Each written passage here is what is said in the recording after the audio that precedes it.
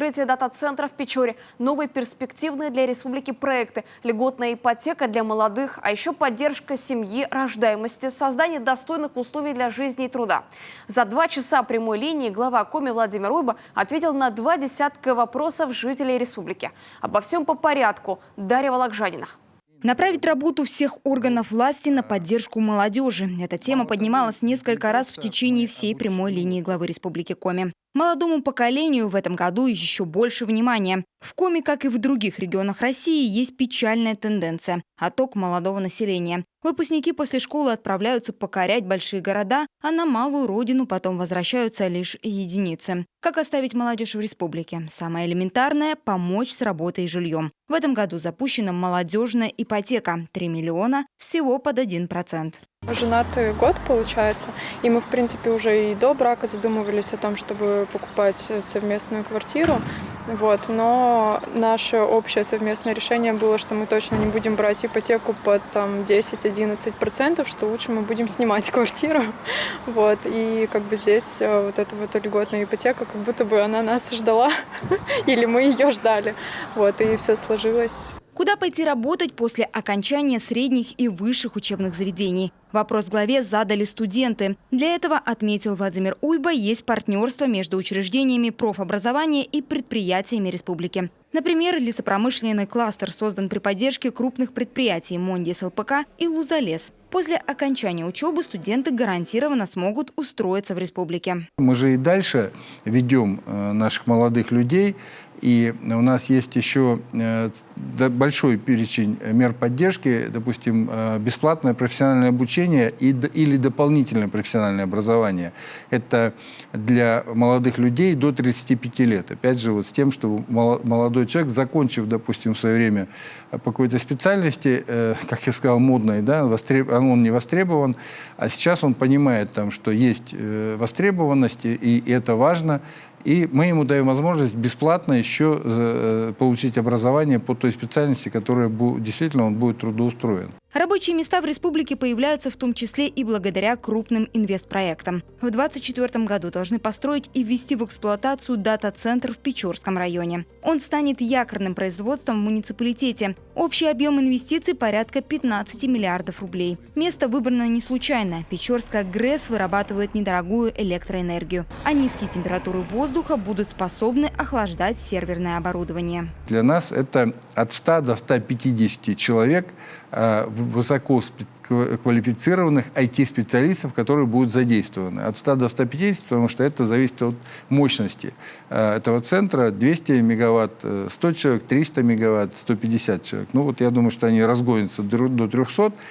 Соответственно, 150 IT-специалистов, причем это высокого уровня уже специалисты, но и зарплата высокая. Это, конечно, очень хорошая такое и модность, и востребованность. Поэтому у нас много ребят, на самом деле, IT-специалистов уезжает, и мы об этом знаем. Поэтому как одна из площадок именно работы на территории республики. Еще один перспективный проект – строительство контейнерного грузового терминала в Микуне. Объем инвестиций – 1 миллиард рублей и 100 рабочих мест. Столько же вакансий появится и в Сосногорске. Там построят завод по сжижению природного газа. Всего к 2026 году в республике появится еще 6 тысяч рабочих мест. Мы идем достаточно хорошими темпами, но и такие проекты позволят, конечно, значительно убыстрять темпы. И это новые проекты. Проекты, которые, условно говоря, родились в течение 2023 года. Проработка, допустим, по Серегово была и раньше, да, но такое уже конкретное предложение сегодня отрабатывается впервые. Так что к концу года, думаю, что мы расскажем уже о конкретном портфеле инвестпроектов этого года, который реально уже пошел в работу. Далее вопрос из социальных сетей о трудоустройстве на селе. Специалистов не хватает, работают пенсионеры, особенно в аграрном комплексе. Чтобы исправить ситуацию, республика готова не только обучить сельскохозяйственному делу молодежь, но и предоставить благоустроенное жилье. Поддержкой в прошлом году воспользовались 110 семей. В 2023-2025 году выплаты на улучшение жилищных условий смогут получить еще 74. Мы выплачиваем разовые подъемные специалистам 500 тысяч, а рабочим специальностям 300 тысяч. Это сразу, как только человек выходит на рабочее место. Далее мы возмещаем до 90% затрат работодателю на обучение работников в сельхозвузах. О медицине. Кадровый голод потихонечку снижается. В этом году после окончания обучения ожидается трудоустройство 59 врачей и 358 средних медицинских работников. Республика старается обеспечить медиков жильем. Приоритетное направление – строительство быстро возводимых деревянных домов. Один недавно открыли в поселке Первомайский. Дом очень большой, комфортный, полностью укомплектованный. Практически есть все для жизни комфортной. В ближайшее время будем планировать переезд. После окончания мединститута бывшие студенты были вынуждены уезжать в другие города, чтобы продолжить обучение. Все изменилось в прошлом году, после открытия в Сыктывкарском госуниверситете ординатуры. Понимая, что у нас очень большой был отток, когда ребята, заканчивая вуз, уезжали в другие вузы в ординатуру, это обязательное условие для получения специальности врача, мы открыли с 22 года, вот уже 22 год отработали, сейчас 23 год, по особенно востребованным специальностям. Это хирургия, анестезиология, реанимация, терапия и кардиология.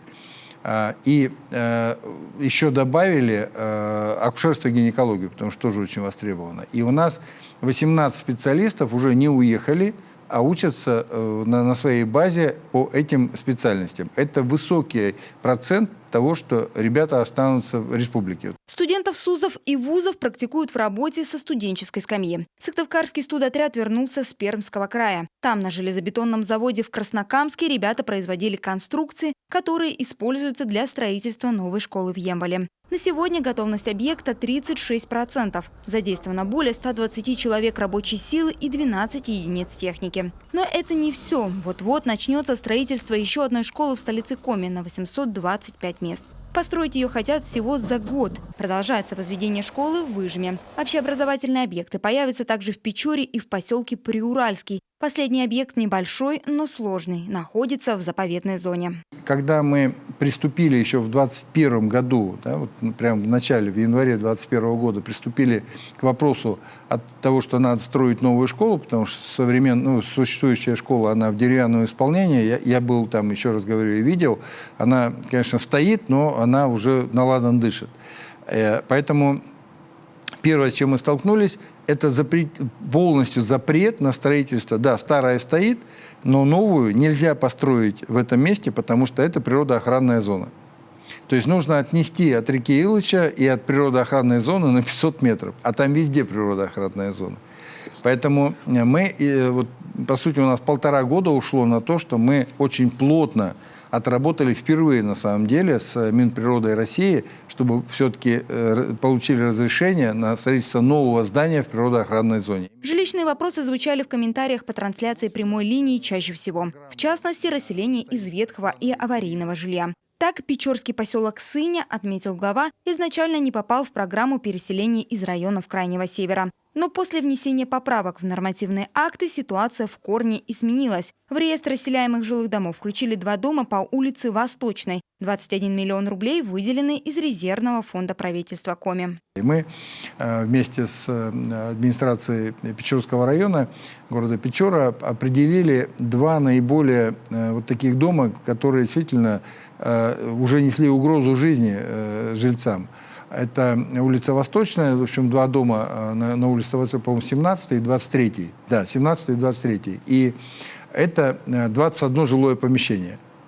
И вот в этих домах мы действительно вперед, что называется, там, поскольку в программу не вошли, выделили деньги немалые, там более 20 миллионов, опять же из резервного фонда, и 6 квартир там путем приобретения, и по остальным 15 жилым помещениям мы выделили возмещение с тем, чтобы люди могли приобрести жилье. Поэтому вот дальше будем именно идти, поскольку в программу попало, то мы сейчас просто уже будем идти комплексно. По времени разбор обращений занял порядка 2 часов. Владимир Уйба за это время ответил на более чем 2 десятка обращений. В завершении прямого эфира он поблагодарил жителей Коми за заданные вопросы. Дарья Вологжанина, телеканал Юрган.